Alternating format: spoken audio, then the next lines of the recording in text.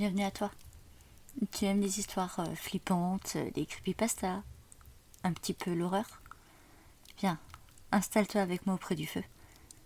Par contre, prends un plaid, peut-être un cookie aussi, et viens découvrir une nouvelle histoire maléfique. Diane souriait. Elle était heureuse. Elle venait de passer son concours d'entrée au Grand Opéra. Elle avait bon espoir cette fois-ci que l'orchestre la sélectionne comme premier violon. Après tout, elle avait passé presque 17 ans de sa vie à ne vivre que pour ça. Elle souriait. Elle se sentait déterminée et confiante. Lorsqu'elle passa tout près du café de sa meilleure amie, elle se dit qu'elle pouvait s'octroyer quelques heures de repos autour d'une tasse chaude. Amélie la vit à travers la vitre du bar et lui fit signe d'entrer. « Alors, comment ça s'est passé? Raconte. » Disons que je pense avoir toutes mes chances. Il est fort à parier que se tient devant toi le premier violon du plus grand orchestre du monde. Enfin, j'espère. Oh, arrête. Je suis sûre que t'as réussi comme d'habitude. Tu es la personne la plus douée que je connaisse. Ouais, sûrement, mais je sais pas. J'avais l'impression que même en jouant de toute mon âme, il y avait un truc qui clochait.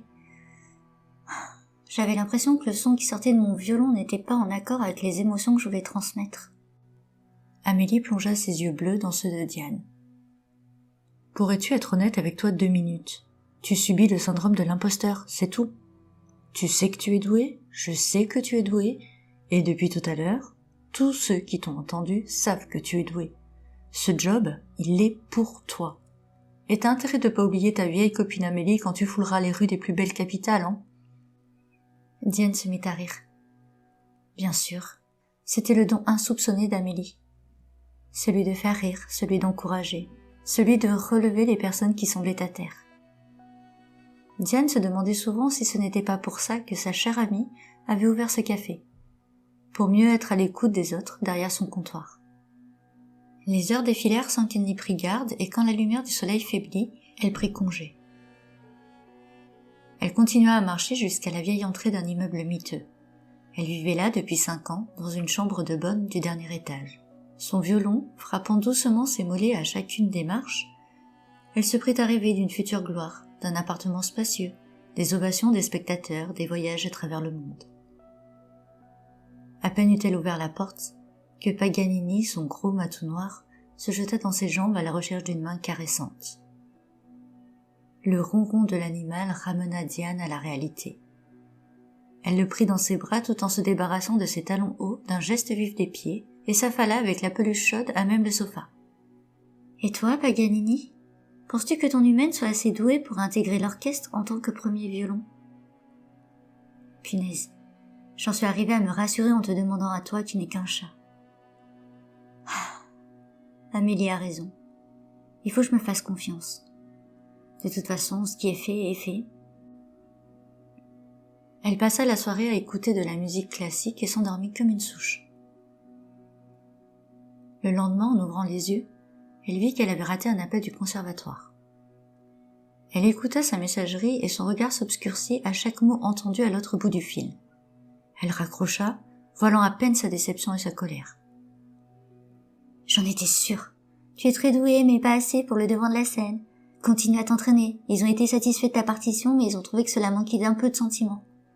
Trop scolaire d'après eux, tu parles. L'émotion, je l'ai transmise. Mais c'est ce foutu violon qui ne rend pas justice à mon travail. J'en ai marre. Tant que j'aurai pas les moyens de m'en offrir un autre, je vais continuer à stagner. Et bientôt, je serai trop vieille pour atteindre mes rêves. J'en ai marre. Alors qu'elle balançait un coup de pied dans le coussin tombé sur le sol quelques instants plus tôt, elle vit Paganini revenir de sa promenade matinale à travers les toits. Il tenait dans sa bouche un rat gris, immonde et répugnant, mort d'un coup net sous les dents acérées de son félin de poche. Ah, c'est pas possible, oust! Dégage-moi ce truc! Ah, c'est pas ma journée décidément. Alors qu'elle tentait de refaire passer son chat par le Vélux, le rat tomba sur le sol. Ne restait entre les dents du chat qu'un œil d'où pendait négligemment un nerf optique. Elle sentit son repas de la veille remonter dans sa gorge et se précipita sur le palier pour atteindre au plus vite les toilettes communes. Lorsqu'elle revint, le cadavre avait disparu. Elle passa sa journée entre ses exercices de violon et des crises de larmes de colère. Le soir venu, elle partit retrouver Amélie, les yeux bouffis de larmes. « Oh, toi t'as appris une mauvaise nouvelle, c'est ça ?» Bien vu, Sherlock. Oh, excuse-moi. C'est juste que je suis épuisée d'avoir pleuré toute la journée. Ils ne m'ont pas retenue. Pas assez d'émotion dans ma prestation, d'après eux.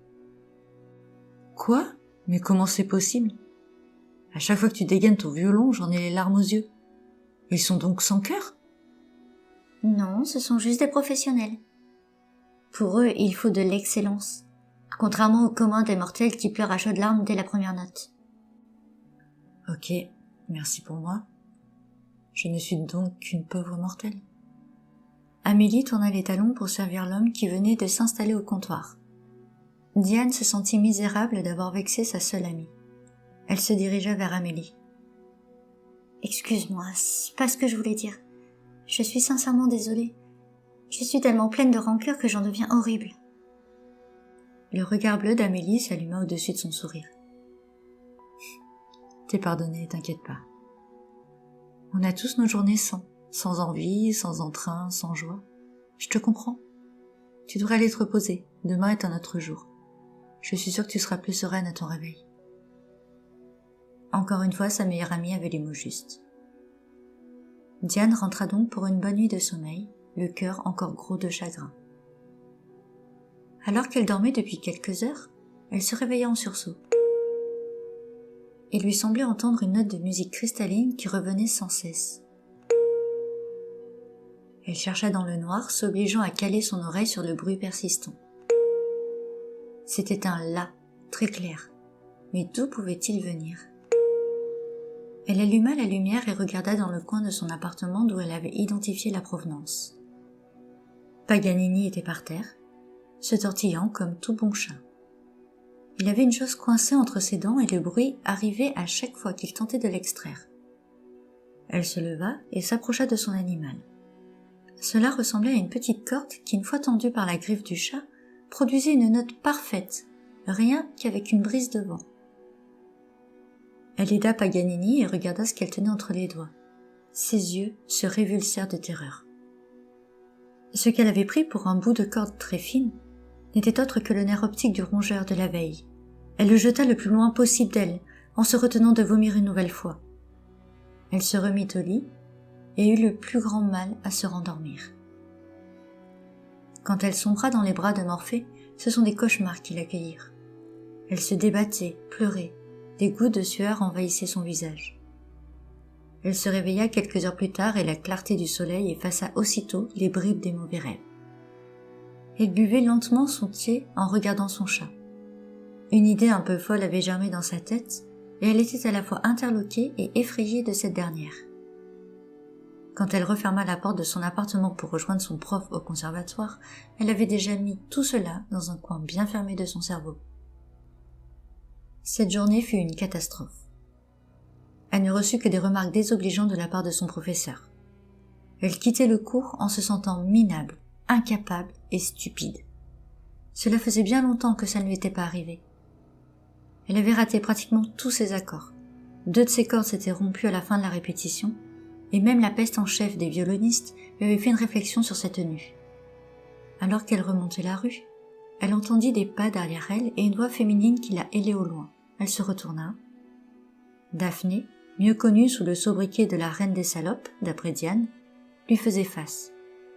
Cela ne lui avait pas suffi qu'elle se fiche d'elle et de ses fringues. Elle venait directement l'agresser dans la rue à présent. Diane ne lui laissa pas le temps de dire quoi que ce soit et traversa rapidement la route devant elle. Daphné la talonnait encore quand tout à coup, un bruit de frein retentit. Mais il était déjà trop tard. Lorsque Diane regarda derrière elle, elle put voir le corps désarticulé de sa rivale étalé sur le sol. Le conducteur appelait déjà les secours. Elle rebroussa chemin et toucha le corps qui semblait déjà froid. Elle était morte. Diane ne put réprimer un sourire. Finalement, sa journée n'était pas si catastrophique que ça. Elle reprit le chemin de son appart avec le cœur moins lourd en sifflotant. Le lendemain matin, elle fut appelée par la morgue de sa ville. Étrangement, Daphné l'avait noté comme numéro à appeler en cas d'urgence. Elle se présenta au rendez-vous, confirma l'identité du corps présenté et signa les quelques papiers qu'on lui tendait. Daphné n'avait plus aucune famille, et Diane se retrouvait avec la corvée de l'enterrement.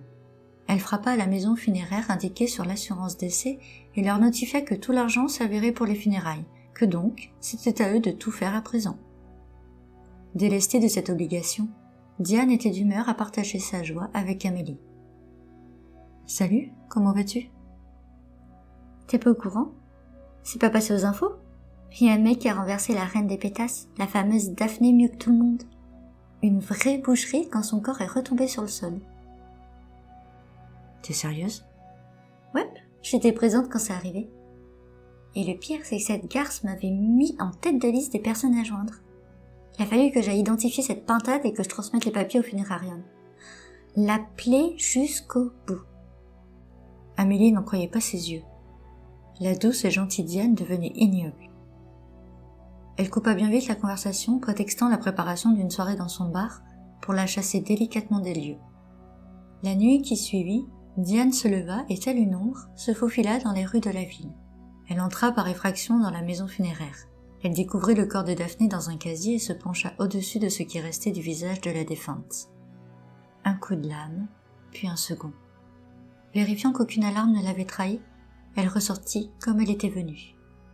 Des jours se sont écoulés depuis cette nuit lugubre et Diane se faisait rare dans le bar d'Amélie. Elle ne cessait de s'inquiéter pour son amie d'enfance. Elle décida de quitter son comptoir et alla frapper chez Diane. Aucun son, mis à part celui du violon. Elle n'osa pas insister. Après tout, si elle jouait aussi assidûment, c'est qu'elle devait encore avoir un concours à passer. Plus d'une semaine s'écoula quand la sonnerie d'Amélie retentit. « Salut, c'est moi. Je voulais t'inviter au Grand Opéra demain soir. J'ai une grande nouvelle. J'ai été retenue comme premier violon. Je suis tellement heureuse et excitée et terrorisée aussi. » Oh, je suis tellement contente pour toi. Bien sûr, je viendrai. Tu as pu finalement changer ton violon? Non, j'ai fait mieux. Je l'ai amélioré. C'est pas tout à fait encore ça, mais je suis certaine que demain il sera parfait. Amélie raccrocha après cette nuit d'accord avec Diane. Demain, cette dernière passerait quelques heures avant le concert pour qu'elles puissent se préparer ensemble. Chose promise, chose due. C'est à 16h30 que Diane sonna à la porte d'Amélie. Elle était vêtue d'une robe noire magnifique. Amélie en ouvrit grand les yeux. Jamais avant cela, elle ne l'avait vue si bien habillée. Elle laissa le passage à Diane qui souriait et s'en retourna vers la cuisine où chauffait l'eau d'un bon thé. À peine 3 pas de fait qu'elle se sentit partir vers l'avant. Une chose coulait le long de sa joue. Elle eut un vertige, puis tenta de porter sa main à l'endroit de la blessure. Ce qu'elle toucha ressemblait à tout sauf à un visage entier. Ses doigts entrèrent en contact avec une matière spongieuse, là où quelques secondes avant se trouvait en place et lieu son oreille droite. Elle ne comprenait pas. Elle jeta un regard à Diane qui l'observait, un revolver muni d'un silencieux encore chaud au creux de la main. « Excuse-moi Amélie, mais il me manque encore une corde à mon violon. Et je me suis dit que tu serais la parfaite corde pour mon dernier accord. » À ces mots, Diane se pencha vers son amie qui était tombée sur le sol. Elle sortit un petit scalpel et une sorte de petite cuillère très ronde. Dans un plop délicat, elle énucléa Amélie et tira le plus possible sur les globes oculaires. Une fois le nerf optique mis à nu, elle en sectionna un bon morceau et laissa le corps d'Amélie derrière elle. 21h30, lever de rideau. Alors que l'assistance retient son souffle, Diane frotte délicatement ses cordes avec son archet. Un vent d'incrédulité puis de panique se lève entre les sièges. C'est la première fois que Diane se sent autant inspirée, la première fois qu'elle se sent emportée par son art. Sa robe noire ne cache pas les éclaboussures de sang sur son visage et ses bras. Son violon, autrefois couleur bois, s'est teinté d'un joli vernis rouge sombre. Ses cordes ont été méthodiquement changées par des nerfs optiques. Paganini avait vu juste avec son rat. Rien ne vaut une matière organique pour un son parfait. Et cette fois-ci, elle en aura transmis de l'émotion. Dommage pour les 10 personnes qui ont dû y laisser la vue, et parfois la vie. Elle ferme les yeux et sourit de plus belle, emportée par cette somptueuse musique.